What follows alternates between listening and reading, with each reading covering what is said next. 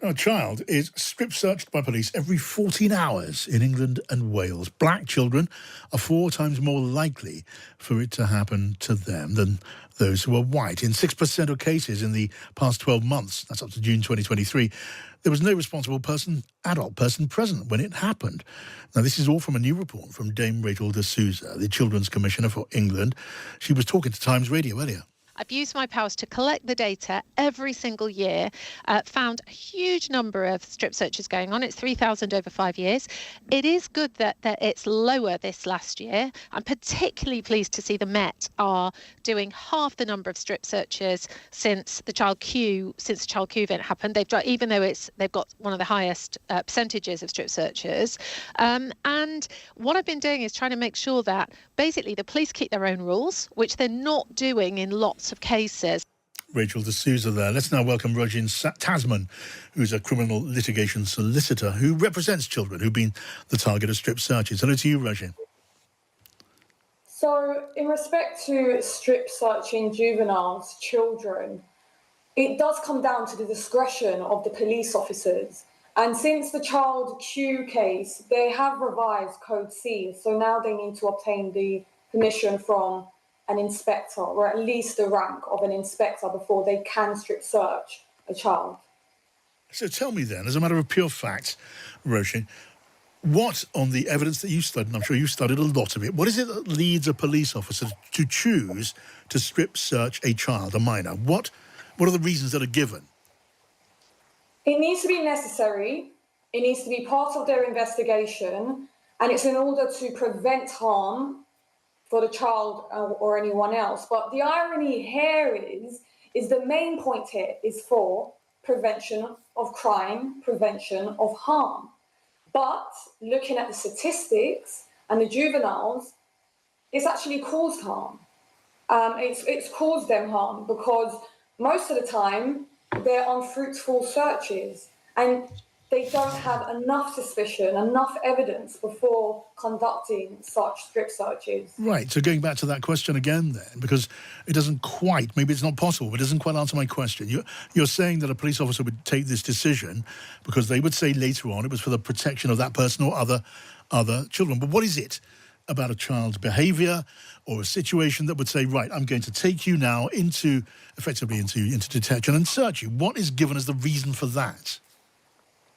It could be a number of reasons. Now, we need to, if we take it one step back, the age of criminal responsibility in England, Wales and Northern Ireland starts at 10 years old.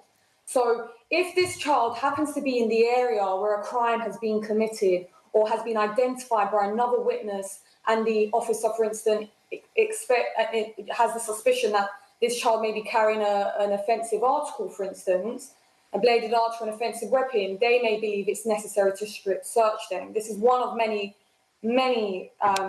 examples of why children may be strip searched. It doesn't just come out of nowhere. It's part of their investigations. Okay, but it's based principally on a suspicion.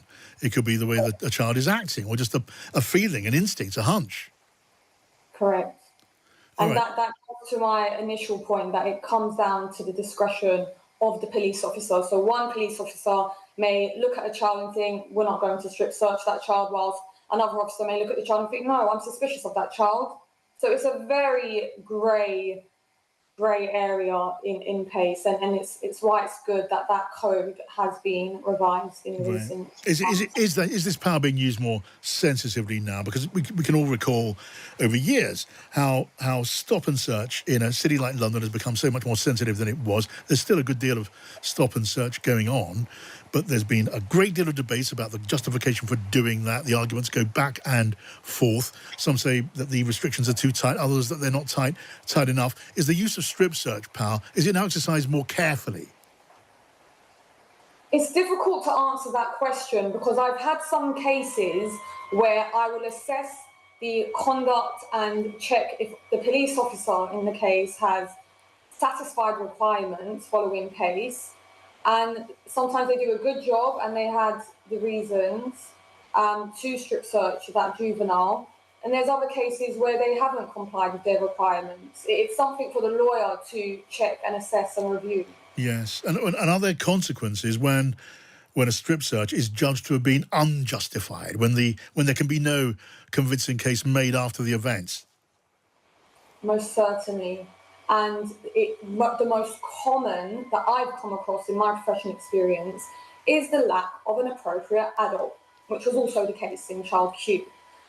There's no reason why there shouldn't be an appropriate adult present unless by law it states if it's so serious and it's an urgent strip search that they have to carry out. My professional and personal views are that an appropriate adult should always be present. Yes. Because we're dealing with the youth here, we're dealing with a child. Yeah, I should explain, you referred to child Q. That was in the D'Souza report. It's the case of a 15-year-old girl who was intimately searched during her period after being wrongly suspected of carrying cannabis at school. That was in East London. You do accept, though, do you, that this is a power which needs to exist if exercised responsibly and carefully? The point of a strip search is if the officer suspects a crime and it's necessary to be carried out and to prevention of harm. The irony is, most of the time, in respect to juveniles, it doesn't prevent crime, it causes crime. Yes. It causes crime. That juvenile, that child is never going to forget that experience. It's going to have a toll on their education, their social skills. I don't see the point of a strip search, respectfully, unless an inspector approves and provides the officer permission to carry out such, which is within the revised Code C. And just so for the layperson, Code C, that's requirements, instructions for all police officers to follow competently, which unfortunately not all do. Okay, Rojin Tasman, solicitor who represents children who've been strip searched. Good to talk to you. Thank you for your perspective on this story.